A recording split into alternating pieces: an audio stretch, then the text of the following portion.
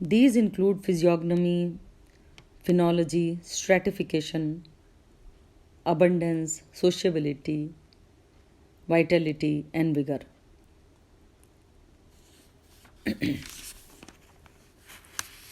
First of all, we'll take physiognomy.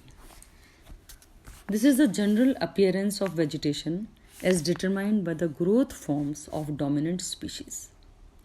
Such a characteristic appearance can be expressed by a single term.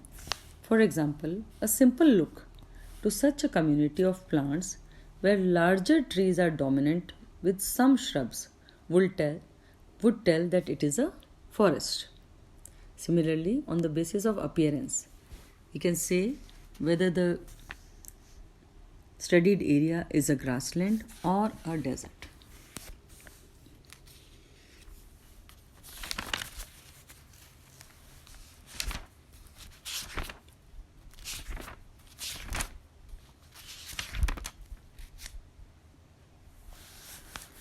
फिजियोग्नोमी या स्वरूप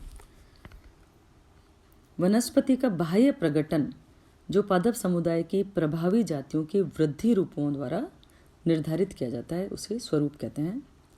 स्वरूप को एक शब्द द्वारा व्यक्त किया जा सकता है, जैसे कि एक समुदाय जिसमें झाड़ियों के साथ में विशाल वृक्ष प्रभावी जातियां हों तो प्रकटन के आधार पर कहा जा सकता है कि ये एक वन है या फॉरेस्ट है।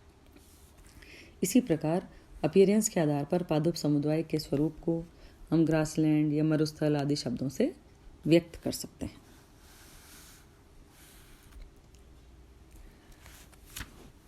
Then the second character we'll be studying is phenology.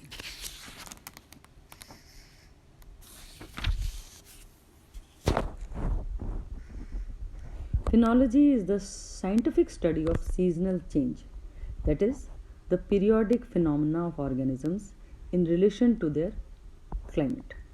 Different species have different periods of seed germination, vegetative growth, flowering, fruiting, leaf fall, seed and fruit dispersal, etc.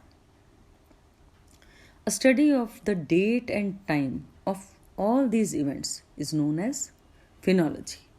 Yeah, in other words, we can say phenology is the calendar of events occurring in the life history of a plant.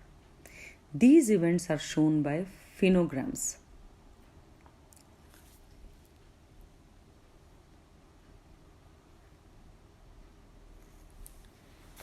The figure shows a phenogram with 6 events or life stages in a plant.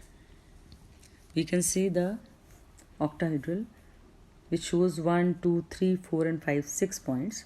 First starts with germination, then second stage is vegetative growth, then third is flowering, then comes fruiting, fifth seed maturation, and the last stage culminates in death of a plant.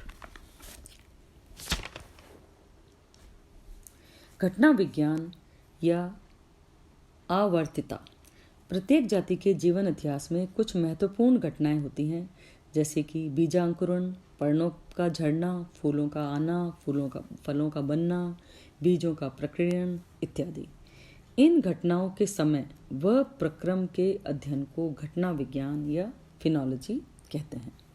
इसके अंतर्गत व्यवस्था एवं विविधता का अध्ययन किया जाता है। सभी पौधों के बीजांकुरण, वृद्धि, पुष्पन, फलन के समय में अंतर होता है।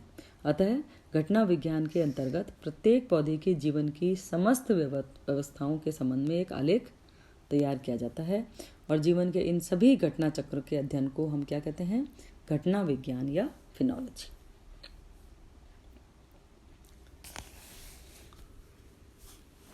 Then comes the next point, stratification.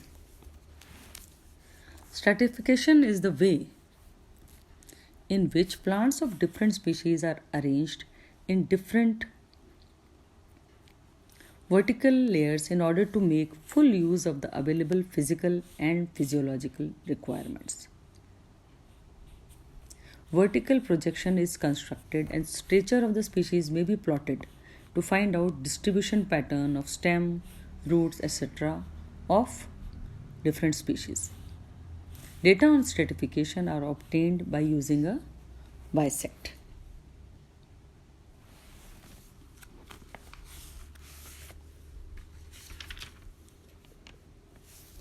वनस्पति का स्तरण या स्ट्रैटिफिकेशन। स्तरण एक व्यवस्था है जिसमें विभिन्न जातियों के पादप उपलब्ध भौतिक एवं कार्यकी सुविधाओं या परिस्थितियों का अधिकतम उपयोग करने के लिए उदग्र परतों में व्यवस्थित रहते हैं।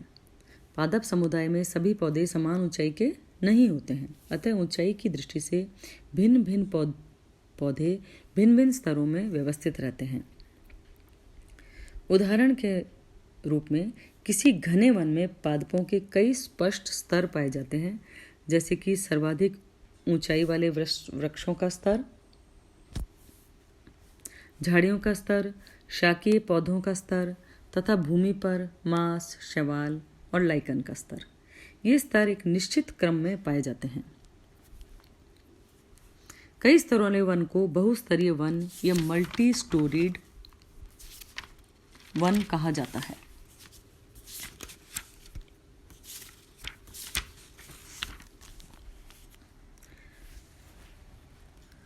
This is a representation of a complex deciduous forest community showing stratification, where 5 vertical subdivisions of different vegetation types, subterranean भूमि के नीचे, then forest floor, फिर herbaceous vegetation, then shrubs and trees.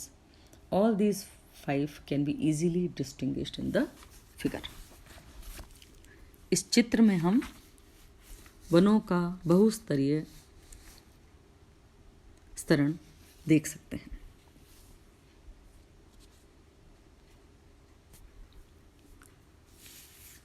Next we will discuss abundance या बाहुल्य। पादप समुदाय में बाहुल्य पादपों की सघनता से संबंधित है, लेकिन बाहुल्य को परिमाणात्मक रूप से व्यक्त नहीं कर सकते। पौधे किसी भी आवास में समान रूप से वितरित नहीं रहते,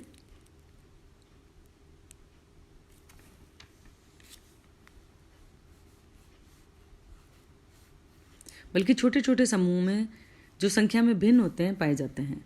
अर्थात एक क्षेत्र विशेष के भिन्न भिन्न पौधों की संख्या भिन्न भिन्न होती है।